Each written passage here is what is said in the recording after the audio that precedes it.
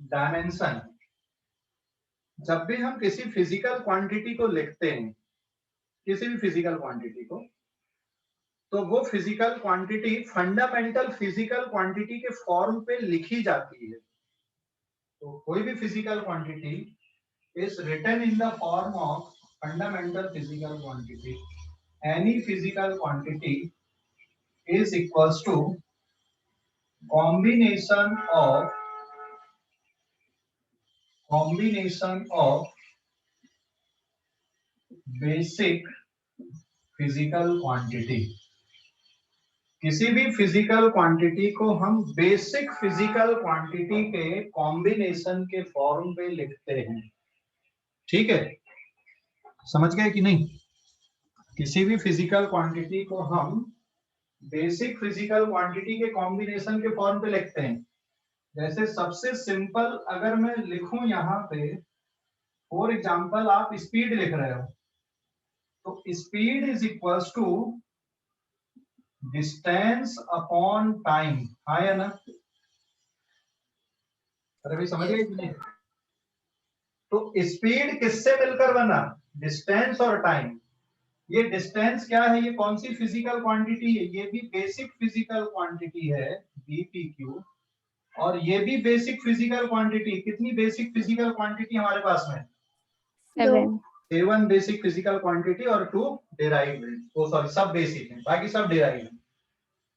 तो ये basic physical quantity है length divided by time. Clear हो गया? Now speed is written as length to the power 1 into time to the power -1। तो ये combination बन गया स्पीड। लेंथ और टाइम के फॉर्म पे हमने इसको लिखा है। लेंथ और टाइम से ये डिराइव हुआ है। और ये किस तरह से लिखा गया? लेंथ और टाइम से, length to the power 1 and time to the power -1। तो हम बोलेंगे क्या? अब अगर हम थोड़ा सिंबॉलिकली चले जाएं, तो स्पीड के लिए सिंबल हो गया v, लेंथ के लिए हो गया L1 और टाइम के लिए हो गया -v1। तो हम ये पढ़ेंगे इस तरह से, then we say that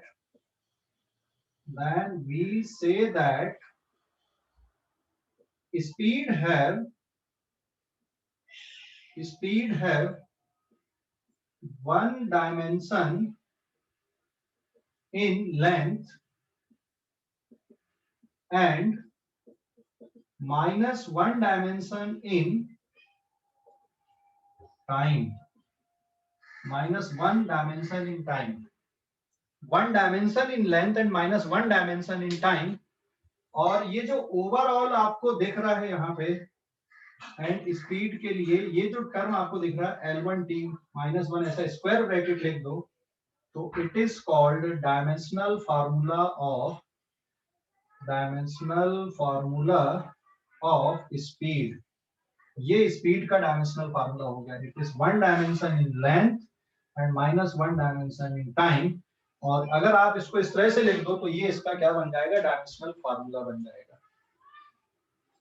तो फिजिक्स में जो यूनिट एंड मेजरमेंट वाला चैप्टर है, जिसको हम यूनिट डायमेंशन एंड एरर भी बोलते हैं, तो डायमेंशन का मतलब ये है यहाँ पे। समझ गए? 8 क्या है? 8 कहाँ पे लिखा बेटा? 8 कहाँ लिखा रे? हेलो, 8 तो कहीं नहीं लिखा है, भी लिखा है। हेलो, हाँ, भी के पहले एंड है यार वो। ओके ठीक है, चलिए देखिए। ठीक है, और कुछ? सर आप ये वाला कॉन्सेप्ट फिर से एक बार समझा सकते हैं शॉर्ट में? बिल्कुल समझा सकते हैं। एक बार नहीं, 2 बार समझेंगे, 3 बार समझेंगे, क्या परेशानी? इसको एक बार रीड कर, लेकिन तो फिर से मैं एक्सप्लेन करूंगा। एक बार रीड करो इसको, है ना, जो कॉन्सेप्ट मैंने बताया यहाँ पे। सर इसका एसएस लेना है? क्या? इसका स्क्रीनशॉट लेना है? हाँ, स्क्रीनशॉट लेना ना, इसका स्क्रीन शेयर करो जल्दी से। ले लिए? हाँ सर। ओके, तो मैंने क्या बोला, मैंने डायमेंशन हेडिंग है हमारी, मैंने डायमेंशन की डेफिनेशन नहीं बताया आपको, है ना, डायमेंशन क्या होती वो भी नहीं बताया, मैंने शुरुआत यहां से की है। मैंने ये लिखा कि किसी भी फिजिकल क्वांटिटी को आप बेसिक फिजिकल क्वांटिटी के कॉम्बिनेशन के फॉर्म पे लिखते हो। Any physical quantity is a combination of basic physical quantity. PQ का मतलब क्या है यहाँ पे? पीक्यू का मतलब है physical quantity. Quantity. Yes, physical quantity. और भैया ये फिजिकल क्वांटिटी क्या होती हैं? जिनको आप मेजर कर सकते हो, है ना, उसको फिजिकल क्वांटिटी बोलते हैं। ईमानदारी फिजिकल क्वांटिटी है क्या? No sir. Hard work physical quantity है क्या? नो। बॉल का वॉल्यूम फिजिकल क्वांटिटी है क्या? यस। Yes sir. बॉल का वॉल्यूम कितना है आप ये मेजर कर सकते हो। इस मार्कर की लेंथ फिजिकल क्वांटिटी है क्या? Yes sir. हाँ। ये ब्लैक कलर का है, ये फिजिकल क्वांटिटी है क्या? No sir. ब्लैक कलर को आप मेजर नहीं करोगे कितना ब्लैक है ना, समझ गए कि? तो इसको आप मेजर कर सकते हो, दैट इज फिजिकल क्वांटिटी।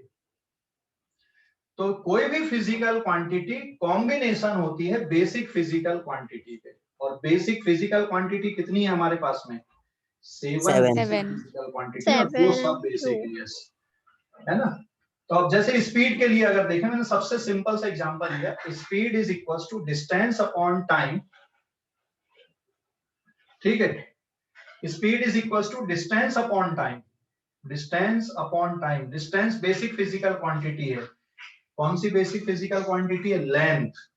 जब हम लेंथ बोलते हैं तो distance, displacement, diameter, radius, thickness, height, length, breadth, perimeter, circumference, arc length, जहां कहीं भी आप लेंथ मेजर कर रहे हो वो सब लेंथ की कैटेगरी में आएगा। जहां कहीं भी आप डिस्टेंस मेजर कर रहे हो या स्केल आप यूज कर रहे हो मेजरमेंट के लिए, वो सब लेंथ की कैटेगरी में आएंगे। मतलब जो बेसिक फिजिकल क्वांटिटी वो लेंथ है वहां पे बेसिकली।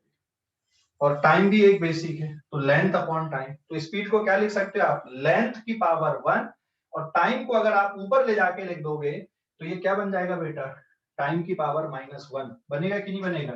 अगर मैं यहाँ पे लेंथ के लिए सिंबल L लिख दूं और टाइम के लिए सिंबल T लिख दूं, तो यहाँ पे इसमें कुछ नहीं तो पावर 1 है, यहाँ पर भी पावर 1 है, तो आप इसको ऐसा लिख सकते हो, L टू द पावर 1 और T टू द पावर -1। तो ये एक जो इक्वेशन आई, इस इक्वेशन से ये पता चला कि then we say that speed have one dimension in length. Speed length में वन डायमेंशन में है, एक डायमेंशन उसकी पावर 1 है, और टाइम में -1 डायमेंशन में, and it have -1 dimension in T. T मतलब टाइम। और अगर हम इसको ऐसा लिख दें स्पीड को, ये इस तरह का फार्मूला बना दें सिंबल को लेके, तो फिर इसको बोला जाता है कि यार डायमेंशनल फार्मूला है। समझ गए कि नहीं? क्लियर हो गया बेटी? हाँ, सब समझ गए?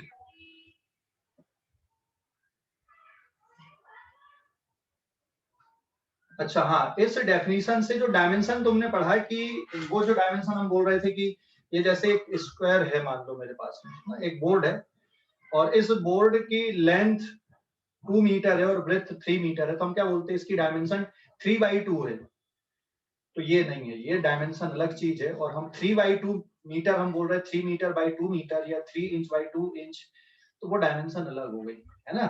जैसे हम क्यूब के लिए लिख देते 3/2/1, 3 इंटू 2 इंटू 1 का मतलब क्या हो गया? 3 लेंथ, 2 ब्रेथ और 1 हाइट।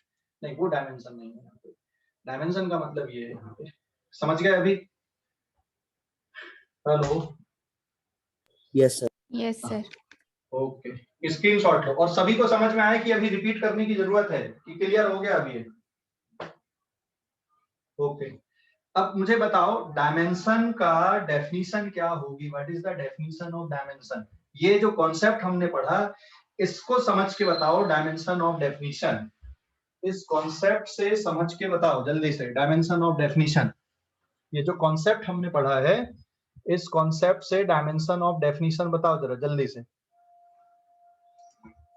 हेलो? बता सकते हो क्या बेटा? डेफिनेशन ऑफ डायमेंशन बता सकते हो क्या? कोई भी बोलो जल्दी से। So measurement of length, height, width, measurement of height, length और breadth वगैरह। नहीं, टाइम भी तो आ रहा है ना यहाँ पे, टाइम भी तो आ रहा है। हाँ Yes. फिर तो सिर्फ हम लेंथ ब्रेथ और इसको अकेला क्यों बोले हम यहाँ पे? सिर्फ उतना अकेला क्यों बोले? थोड़ा और ब्रॉड सेंस में सोचो। Any physical quantity which has power. Any physical quantity which है पावर। उतनी अच्छी नहीं है डेफिनेशन, ठीक है, मतलब थोड़ा और So correction. dimension is the combination of basic physical quantity. हाँ, और सही जा रहा है, सही जा रहा है, थोड़ा और correction. measure of physical quantities. और सही जा रहा है, थोड़ा सा और।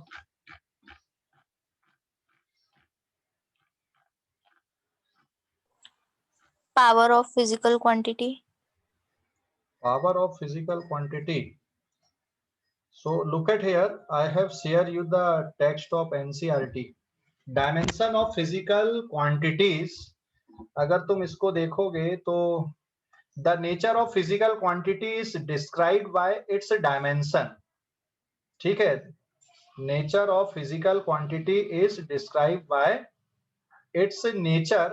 All physical quantities represented by derived units and can be expressed in terms of some combination of 7 fundamental or base quantities. बराबर है? We shall call these base quantities as 7 dimension of physical world. तो जो base physical quantities हैं वो dimension है physical world की, ठीक है, समझ गए कि नहीं? विच आर डिनोटेड बाय, ये यहाँ पे इनको स्क्वायर ब्रैकेट में हम उनको लिखते हैं, जैसे डायमेंशन, लेंथ की डायमेंशन को एल स्क्वायर ब्रैकेट और मास इस तरह से। तो dimension of physical quantity are the power और exponent to which the base quantities are raised to represent that quantity. ये है डेफिनेशन। और मैंने जो एक्सप्लेन किया, अब यहां से देखो जरा क्या लिखे अपन ने। Then we say that speed have 1 dimension in length minus 1 dimension in time. तो लेंथ खुद एक डायमेंशन है, टाइम खुद एक डायमेंशन है, और स्पीड क्या है? लेंथ की 1 डायमेंशन में है और टाइम के लिए -1 डायमेंशन में है। समझ गए? और जब आप इस कॉम्बिनेशन को लिखते हो तो फिर ये बन जाता है डायमेंशनल फार्मूला। फिर से मैं देखो स्क्रीन शेयर पे आ रहा हूं, वापिस एनसीईआरटी का जो डेफिनेशन है, the dimension of physical quantity are the powers of exponent to which the base quantities are raised to represent that quantity. समझ गया बेटा? हेलो, समझ गए कि नहीं? हेलो, है ना? समझ गए? Note that using the square bracket round a quantity means we are dealing with the dimension. जब हम स्क्वायर ब्रैकेट लिखते हैं तो इसका मतलब हम डायमेंशन के साथ डील करते हैं। सिंबॉलिक नोटेशन है इस तरह से इसके, ठीक है, ये हम इसको इस तरह से रिप्रेजेंट करते हैं, मतलब हम डायमेंशन के फॉर्म पे आ जाते हैं। और फिर यहाँ पे dimensional formula and dimensional equation, the expression which shows how and which of the base quantities represent the dimension of physical quantity is called dimensional formula. But मैं एक चीज बता दूं यहाँ पे आपको, ये जो डेफिनेशन लिखी है कि what is dimension, what is dimensional formula, what is dimensional equation, इस पे ज्यादा जानने की जरूरत नहीं। जैसे ये सब डायमेंशनल इक्वेशन लिखी हुई है, स्पीड की, वॉल्यूम की, फोर्स की, डेंसिटी की, ये कैसे लिखते हैं वो तो मैं बताने वाला हूं अभी। बट ये जैसे डायमेंशनल फार्मूला क्या है, तो ये जैसे स्पीड का डायमेंशनल फार्मूला क्या दिख रहा है आपको, L1 t की पावर -1, और उसको स्क्वायर ब्रैकेट में आपने लिख दिया, तो ये क्या बन गया आपका डायमेंशनल फार्मूला बन गया। किसका डायमेंशनल फार्मूला बन गया? ये स्पीड का बन गया। तो मैंने पहले मैंने डेफिनेशन इसलिए नहीं बताया था क्योंकि मैं डायरेक्ट पहले तुमको डेफिनेशन बताता ना तो वो दिमाग में फीड नहीं होता, इसलिए पहले मैंने क्या किया, तुमको एक मेथड पूरा एक्सप्लेन किया, एक एग्जांपल लेके समझाया, ताकि अब आप डायमेंशन समझ सको। तो फिजिकल वर्ल्ड में अगर हम फिजिक्स की बात करें, in case of physical world हमारे पास कितनी डायमेंशन है? फिजिकल वर्ल्ड में कितनी डायमेंशन है हमारे पास में? 7. फिजिकल वर्ल्ड में we have 7 dimension. Physical world is 7 dimension. कौन कौन सी डायमेंशन है 7 dimension? Length, mass, Length, mass, temperature, electric current, amount of substance, luminous intensity. Okay very good. Screenshot लो इस पेज का ना, स्क्रीनशॉट लो जल्दी से. अब मैं फिर डायमेंशन लिख रहा हूँ बाकी के लिए, तो आपको मेथड आ गई है ना, ये क्या होता है ये समझ गए. तो अब हम थोड़ा उसका थ्योरेटिकल पार्ट में लिख देते, फिर हम आगे बढ़ेंगे. फिर फार्मूला लिखने का हम तरीका सीखेंगे, वो हमारे लिए बहुत इंपॉर्टेंट है. स्क्रीनशॉट हो गया बेटा इस पेज का? स्क्रीनशॉट हो गया? Yes, sir.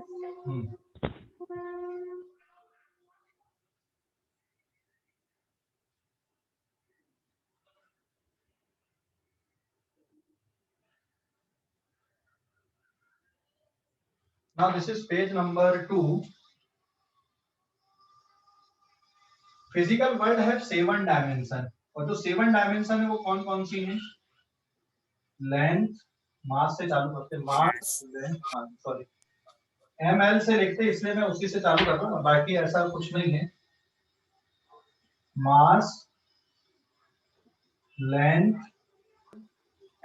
टाइम, टेम्परेचर,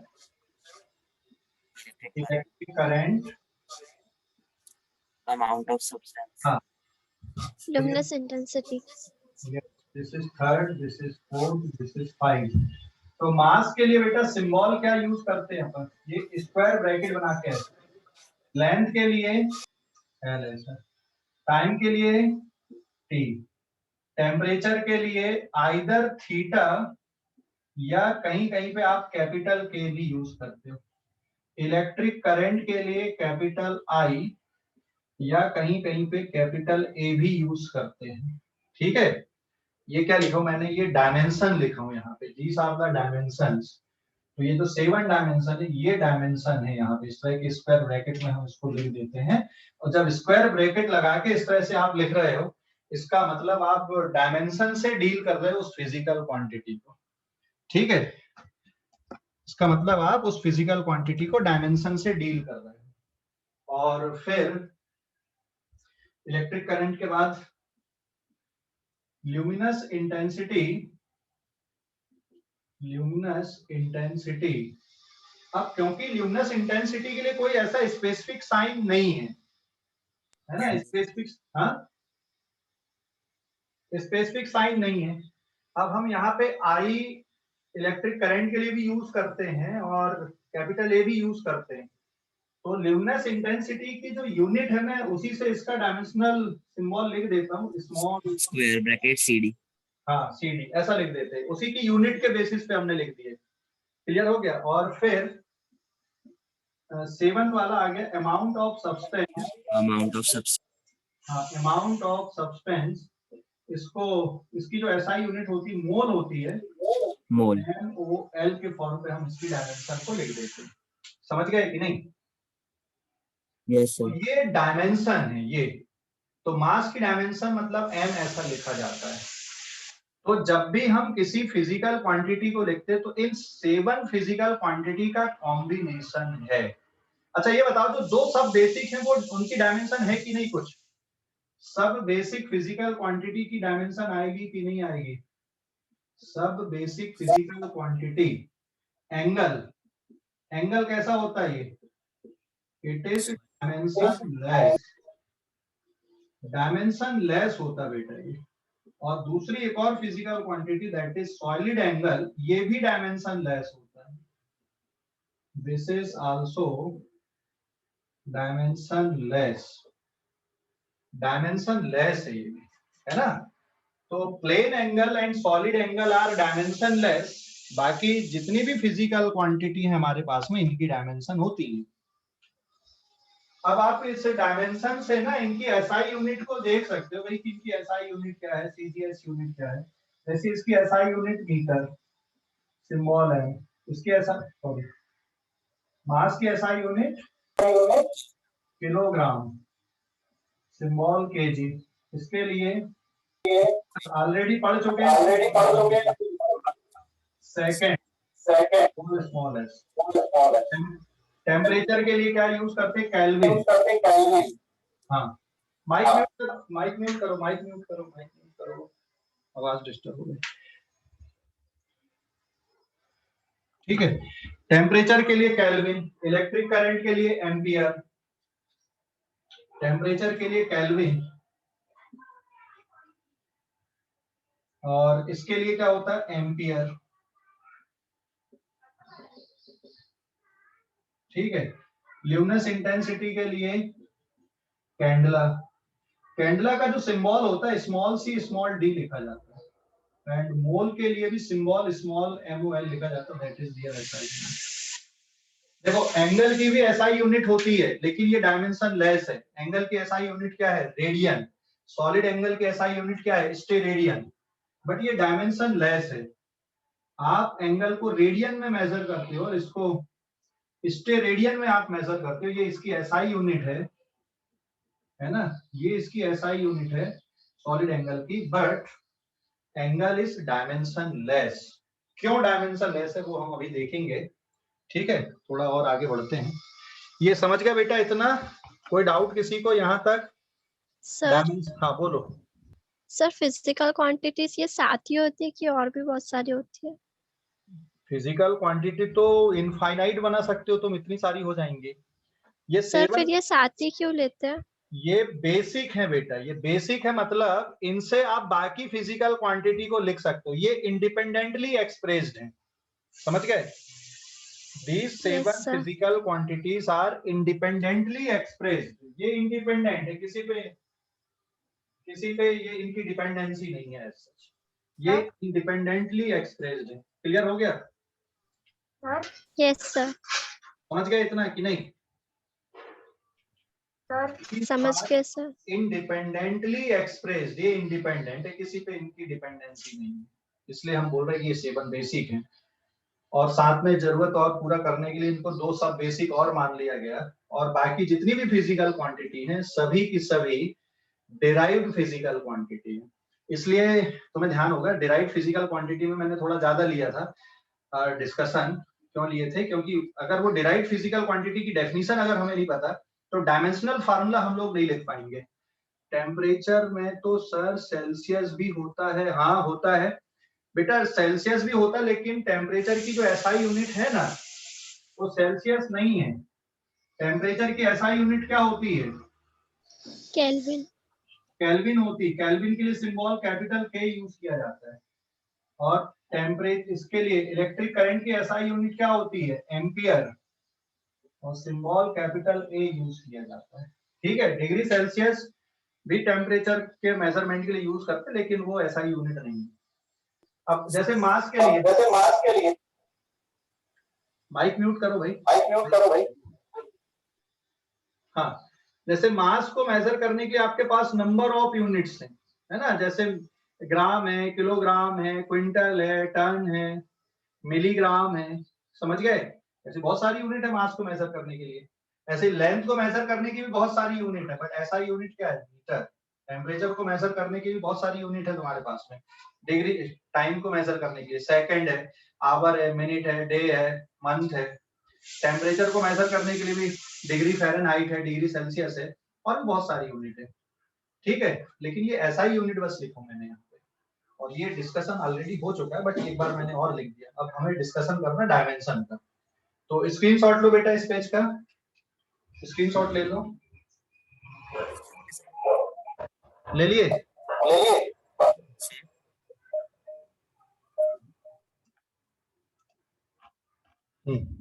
अगले पेज पे जाते हैं हम लोग। अब स्क्रीनशॉट हो गया इस पेज का?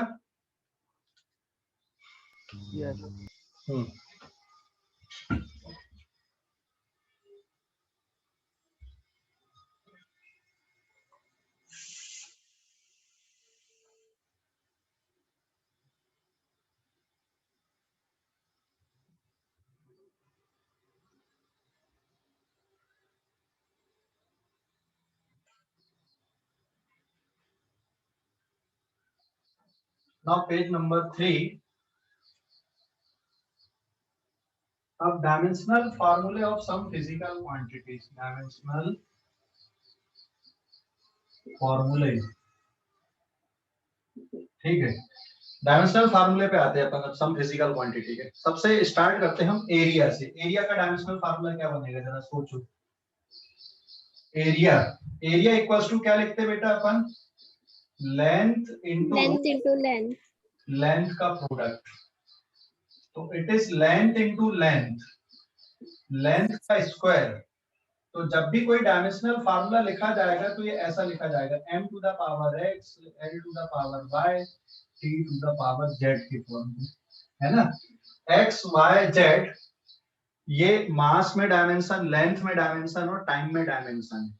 जैसे यहाँ पे एरिया l स्क्वायर के बराबर आ रहा है, और अगर इसका डायमेंशनल फार्मूला लिखोगे m to the power 0, l to the power 2 and t to the power 0, तो ये एरिया का डायमेंशनल फार्मूला हो गया। Therefore, area have 0 dimension in mass, 0 dimension in mass, 2 dimension in length and 0 dimension in, किस पे आएगा, time पे। आप ऐसा पढ़ोगे इसको। तो ये डायमेंशनल फार्मूला है एरिया का। आप ऐसा भी लिख सकते हो, ऐसा भी लिख सकते हो, कोई फर्क नहीं पड़ेगा। कुछ बुक में इनको नहीं लिखा जाता, क्योंकि किसी भी टर्म की पावर 0 होती है, इसका मतलब उसकी वैल्यू कितनी होती है, 1 होती है। तो समटाइम एरिया का डायमेंशन ऐसा भी लिखा मिलेगा आपको, ऐसा भी लिखा मिलेगा, कोई फर्क नहीं है, ठीक है। ये लिखो इस तरह से या ऐसा लिखो, एक ही बात होती है। समझ गए? हेलो, समझ गए कि नहीं? Yes sir. हाँ, अब ये मत समझना कि सर लेंथ, आपने एरिया में लेंथ इनटू लेंथ क्यों लिखा। आप कोई भी एरिया ले लो, किसी भी ऑब्जेक्ट का आप एरिया ले लो, आपको 2 बार लेंथ और लेंथ का प्रोडक्ट करना ही पड़ेगा। जैसे मान लो आपने स्क्वायर लिया, तो सॉरी रेक्टेंगल अगर आपने लिया, तो लेंथ इनटू ब्रेथ, तो area is length into breadth. तो ब्रेथ भी लेंथ है, ये भी लेंथ होती है, और ये भी लेंथ है, तो लेंथ और लेंथ का प्रोडक्ट हो गया। इवन अगर आप सर्कल ले रहे हो, ये इसकी रेडियस है, तो सर्कल का एरिया क्या बनता है, that is equals to pi R square. Pi तो कांस्टेंट टर्म है, एक नंबर है, नंबर की कोई डायमेंशन नहीं होती, आगे हम इसकी प्रॉपर्टीज पढ़ेंगे। तो ये किसके बराबर हो गया, pi into radius into radius. और रेडियस का मतलब भी क्या होता है, pi into length into length. समझ गए? 2 बार आपको लेंथ का प्रोडक्ट लिखना ही पड़ेगा। यहाँ पे पाई एक नंबर है, तो आप उसको छोड़ सकते हैं, क्योंकि नंबर की कोई डायमेंशन नहीं होती। Numbers are dimension less.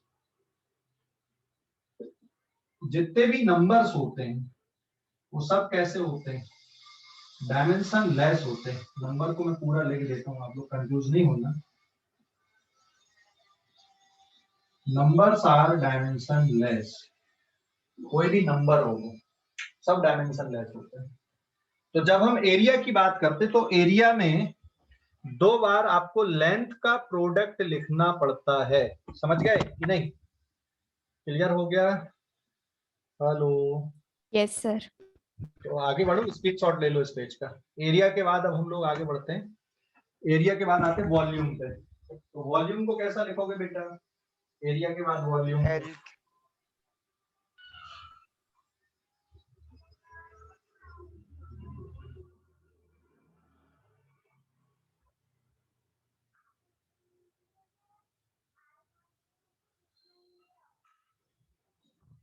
Point number 2 sir mass 0, volume Q and time 0। क्या बेटा?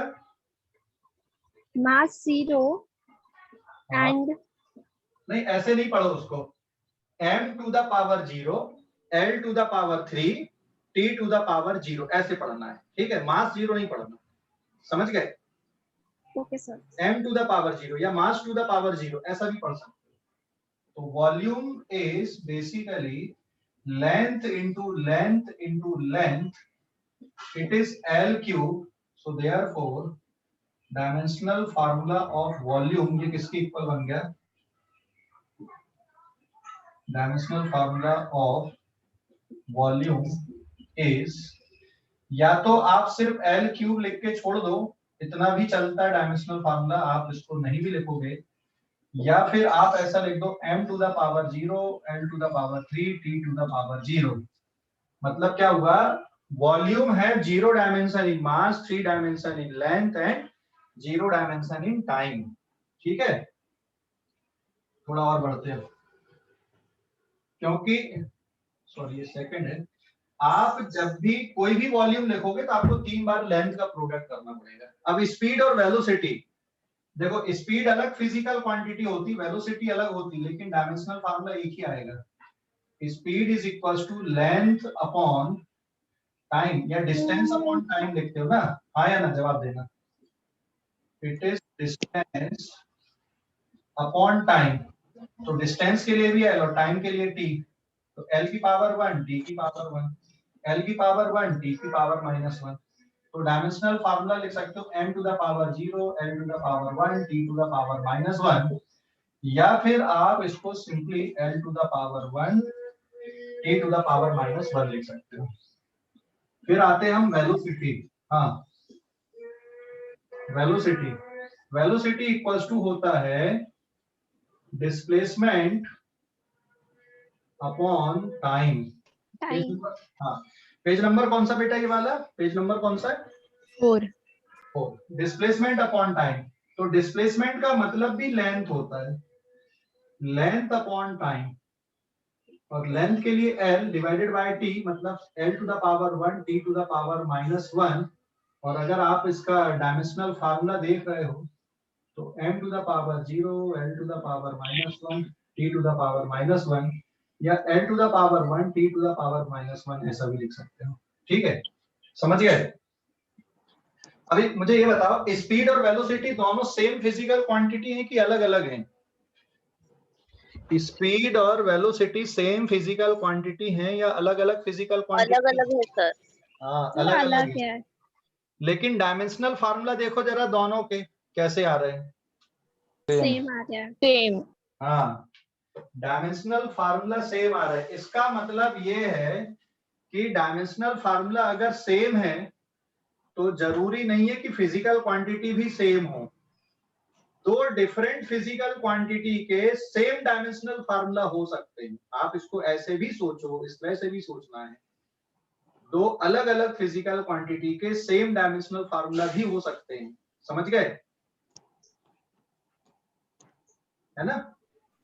अरे भाई, speed and velocity different physical quantity but have same dimensional formula, same unit, unit भी सेम मिलेगी, यूनिट भी सेम आएगी। अगर आप इसकी एसआई यूनिट देखते हो स्पीड की, तो इसकी एसआई यूनिट क्या बनेगी स्पीड की, बताओ जरा। डिस्टेंस के लिए मीटर और टाइम के लिए सेकंड, है ना? ऐसे अगर वेलोसिटी की भी एसआई यूनिट देखते हो आप, मीटर पर सेकेंड। Per second. तो speed and velocity both are different physical quantity but have the same dimension, dimension same है, समझ गए? Hello, yes sir. Sir yes sir. Different physical quantity की डायमेंशन भी सेम होगी। स्क्रीनशॉट लो जल्दी से, आगे बढ़ते हैं। सर बोलो। सर इसके एसआई यूनिट से भी डायमेंशनल फार्मूला निकाल सकते हैं? हाँ, एसआई यूनिट से भी डायमेंशनल फार्मूला निकाल सकते हैं। कैसे? मीटर के लिए एल और सेकंड के लिए टी। तो अगर आपको एसआई यूनिट भी पता है तो भी आप निकाल सकते हो डायमेंशनल फार्मूला, और डायमेंशनल फार्मूला पता है तो उससे एसआई यूनिट बना सकते हो, समझ गए? Yes sir. हाँ, डायमेंशनल फार्मूला पता है तो उससे एसआई यूनिट बन जाएगी, और अगर आपको एसआई यूनिट पता है तो उससे डायमेंशनल फार्मूला बन जाएगा। ठीक है, स्क्रीनशॉट तो जल्दी से, आगे बढ़ते हैं। ले लिए?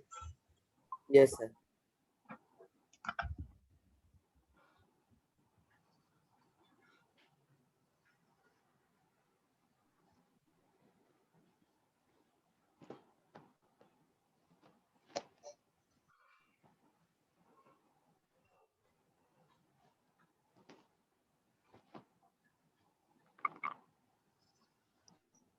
Now this is page number 5. Next आते हैं हम लोग एक्सीलरेशन के लिए।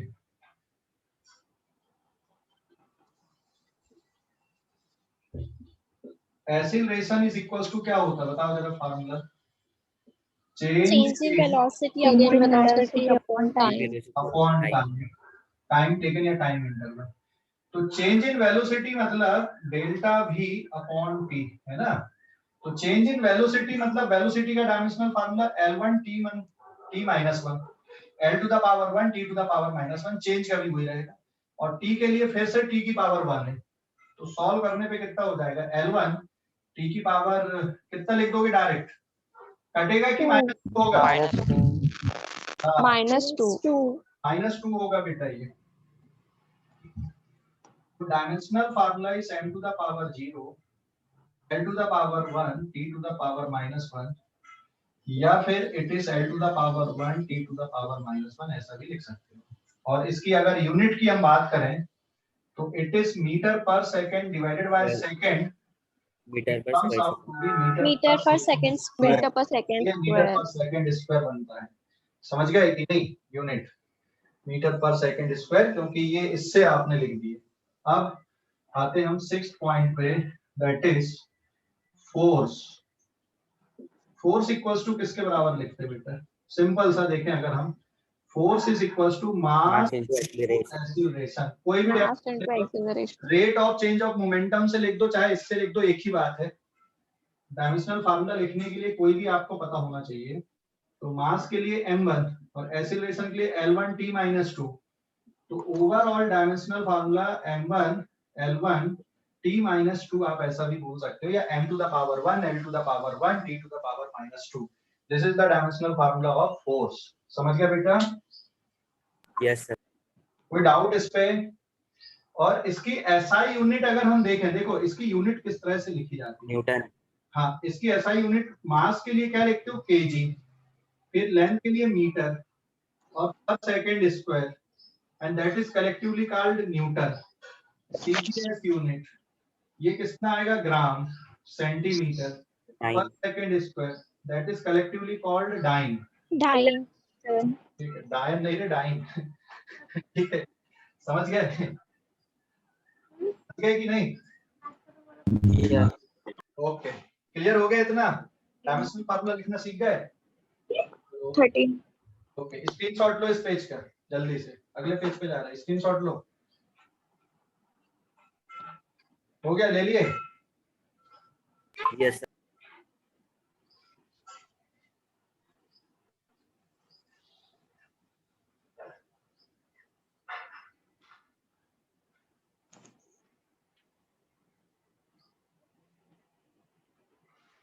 now page number 6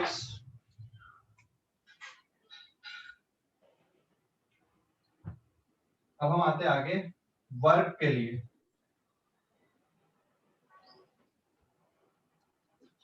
work done equals to क्या होता है बेटा बताओ जरा work done force into Displacement. और फोर्स के लिए ऑलरेडी आपने निकाल चुका था।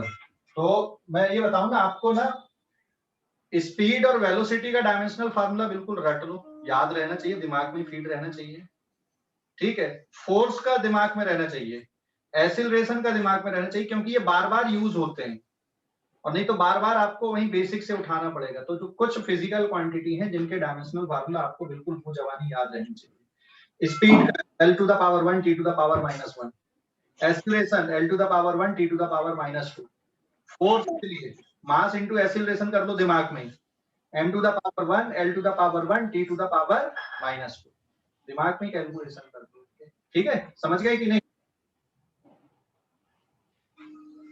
तो m to the power 1 L to the power 1 t to the power -2 displacement के लिए L टू द पावर 1 और ये किसके बराबर हो जाएगा m to the power 1 L to the power 2 t to the power -2 समझ गया बेटा। और अगर हम इसकी एसआई यूनिट देखें यहाँ पे तो SI unit KG metre square per second square that is collectively called joule और जो सीजीएस यूनिट होती है it is gram centimetre square per second square. हाँ अब बात करते हैं हम एनर्जी की। तो work energy both are different physical quantities लेकिन दोनों रिलेटेड है एक दूसरे से। एनर्जी, एनर्जी कोई भी हो, एनर्जी मतलब all type of energy, all type of energy मतलब आप लाइट बोल दो, साउंड बोल दो, काइनेटिक बोल दो, पोटेंशियल बोल दो, जितने भी टाइप की एनर्जी सबको ले लो, ठीक है?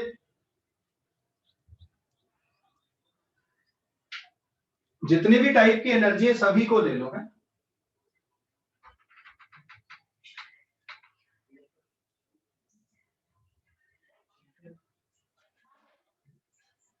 जितने भी टाइप की एनर्जी सब ले लो इसमें, लाइट, साउंड, काइनेटिक, पोटेंशियल, ठीक है? जितनी भी आप एनर्जी जानते हो सबको ले लो यहाँ पे, कोई भी एनर्जी, कोई भी नहीं छूटे। तो हमने ये पढ़ा था एक बेसिक फिजिक्स की क्लास में, तुम्हें ध्यान होगा, work is reversible, converted into energy and energy is converted into work. मतलब दोनों एक ही चीज है। वर्क से आप एनर्जी बना लेते हो, एनर्जी से आप वर्क में आ जाते हो। इसलिए मैं सीधा सीधा लिख दूं, कोई भी एनर्जी हो, एनर्जी का जो डायमेंशनल फार्मूला होगा वो बिल्कुल वर्क के जैसा होगा। तो एनर्जी के लिए आप आइदर फोर्स इनटू डिस्प्लेसमेंट भी लिख सकते हो, फोर्स इनटू डिस्प्लेसमेंट भी आप लिख सकते हो। तो फिर इसका डायमेंशनल फार्मूला भी किसके बराबर बन जाएगा, m1 l2 t-2 बन जाएगा। और इसकी जो SI यूनिट है एंड जो CGS यूनिट है ये भी सेम रहेगी, joule, and this is erg, and it is kg metre square per second square, it is gram centimetre square per second square. ठीक है, समझ गया ना?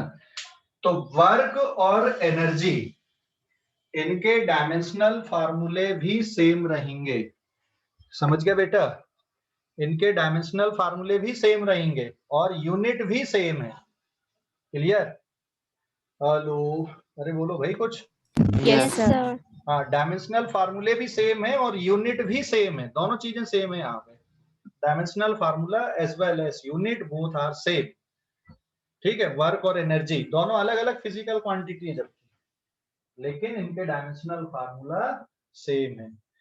ठीक है, स्क्रीनशॉट ले लो इस पेज का, आगे बढ़ेंगे हम लोग। ले लिए क्या?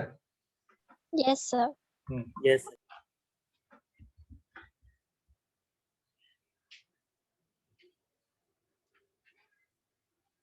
पेज नंबर 7 पे आते हैं हम। हाँ?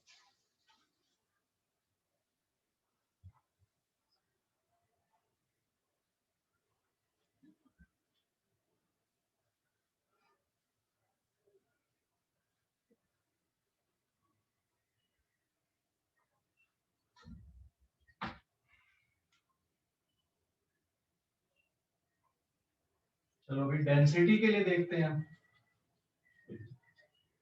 डेंसिटी के लिए symbol rho. Density equals to क्या होता है? Mass upon volume, mass upon volume, है ना? Mass upon volume. तो मास के लिए m1, वॉल्यूम के लिए L3, m की पावर 1, L की पावर -3, m1 L की पावर -3, t की पावर 0 भी लिख सकते हो। और इसकी जो यूनिट आएगी SI यूनिट, ये कितनी बनेगी बेटा? kg पर मीटर क्यूब बन जाएगी। ठीक है, समझ गए कि नहीं? Yes, sir. And 9th number पे आप अगर देख लें, momentum, momentum P is equals to product of mass into velocity Velocity. m1 l1 t minus 1. The dimensional formula is m1 l1 t minus 1. ये इसका डायमेंशनल फार्मूला हो गया। ठीक है, फिर पावर के लिए देखते हैं अपन अभी। पावर के लिए, पावर इज इक्वल्स टू क्या होता है बताओ जल्दी से? Work upon time. Work upon time, upon time या एनर्जी अपॉन टाइम। तो वर्क के लिए क्या आया था? m1 l2 t minus 2 upon t1। तो सॉल्व करने पे m1 l2 t minus 3। समझ गए? Yes, sir. है ना? SI यूनिट अगर देखोगे तो SI यूनिट आएगी इसकी जूल पर सेकंड, और जूल पर सेकंड कलेक्टिवली किसके बराबर लिखते हैं अपन? वॉट के बराबर लिखते हैं कि नहीं लिखते? Yes, sir. हाँ, जूल Yes, पर sir. सेकंड, जूल पर second is collectively called what, what के लिए सिंबल डब्ल्यू लिखा जाता है, पावर। प्रेशर इक्वल्स टू क्या होता है, प्रेशर के लिए क्या लिखते हैं, प्रेशर फोर्स पर Upon unit area. Force upon area. m1 L1 T minus 2 divided by L square, है ना। तो it is m1, L square ऊपर गया तो L minus 1 और T minus 2, it is the dimensional formula of pressure. समझ गए? Hello, Yes, sir. कोई डाउट? कोई डाउट बेटा किसी को? No sir. तो ये कुछ फिजिकल क्वांटिटी के मैंने डायमेंशनल फार्मूला लिखा, ऐसे बहुत सारे हैं। तो यहाँ पे तो मैंने वो लिखा जो बिल्कुल बेसिक्स हैं और जिनका यूज फ्रिक्वेंटली होता है, और ऐसी बहुत सारी फिजिकल क्वांटिटी हैं। तो अपन जितना है अभी नहीं करेंगे, जब चैप्टर आगे बढ़ते जाता है ना, तो जिस चैप्टर में जितनी भी फिजिकल क्वांटिटी आते जाती हैं उनका डायमेंशनल फार्मूला हम लोग लिखते जाते हैं। और जैसे कांस्टेंट है, ग्रेविटेशनल कांस्टेंट जान रहे हो ना तुम लोग, ग्रेविटेशनल कांस्टेंट किसको बोल रहे हैं, है ना। तो ये कुछ कांस्टेंट के डायमेंशनल फार्मूला हम लोग कल लिख के देख लेंगे, और फिर जब चैप्टर आगे कंटिन्यू होते हैं तो वहीं पे उन फिजिकल क्वांटिटी के डायमेंशनल फार्मूला करते जाते हैं। जब हम 11th क्लास में, क्योंकि हमें 11th और 12th में बहुत सारी फिजिकल क्वांटिटी मिलती है, अगर हम सबका डायमेंशनल फार्मूला लिखेंगे, रटने की कोशिश करेंगे तो वो गलत है, क्योंकि रटोगे तो वो याद नहीं होगा। और जब आप फिजिकल क्वांटिटी को जान लोगे तो डायमेंशनल फार्मूला लिखना बहुत आसान है। जैसे डेंसिटी इक्वल्स टू क्या हो गया, मास अपॉन वॉल्यूम, तो डायमेंशनल फार्मूला लिख लिया कि नहीं लिख लिया आपने आसानी से, है ना। लेकिन अगर मैं ये बोलूं कि विस्कोसिटी का डायमेंशनल फार्मूला लिखो, तो विस्कोसिटी के लिए आपको उसके जो फिजिकल क्वांटिटी उसका डिटेल में जानना पड़ेगा, वो अभी याद नहीं है अपने को। लेकिन जब चैप्टर हो जाते हैं तो फिर वो ऑटोमेटिकली याद हो जाते हैं, इसलिए अभी स्ट्रेस नहीं लेना। जैसे बुक वगैरह में क्या दिया रहता है ना, बुकों में पहले ही सारे फार्मूले दे दिया है। आप जैसे जो रेफरेंस बुक है या फिर जो स्टडी मटेरियल होते हैं उसमें पहले सारे फार्मूले लिखे रहते हैं, तो आप उनको लेके स्ट्रेस नहीं लोगे अभी कि यार इतने सारे फार्मूले को रटना है क्या, बिल्कुल नहीं रटना है। अभी मैंने जितने बताए इतने ध्यान रखो, कल की क्लास में, परसों की क्लास में और जितने बताऊंगा उनको और ध्यान रख लेना, और उसके बाद जैसे जैसे चैप्टर आगे बढ़ता जाता फिर खुद हमसे बनने लगते डायमेंशनल फार्मूला। तो डायमेंशनल फार्मूले को रटने की बिल्कुल भी जरूरत नहीं है, ठीक है, समझ गए कि नहीं? Yes, sir. हाँ, और एक क्वेश्चन पक्का आता ही है इससे, हर कंपटीशन में क्वेश्चन मिलेगा आपको इस चैप्टर से, डायमेंशनल फार्मूला से मिलेगा या कुछ और पार्ट से मिलेगा, बट एक क्वेश्चन फिक्स रहता है, ठीक है। तो आज के लिए इतना ही बेटा, बाकी अब हम लोग अगली क्लास में करेंगे। कोई डाउट किसी को?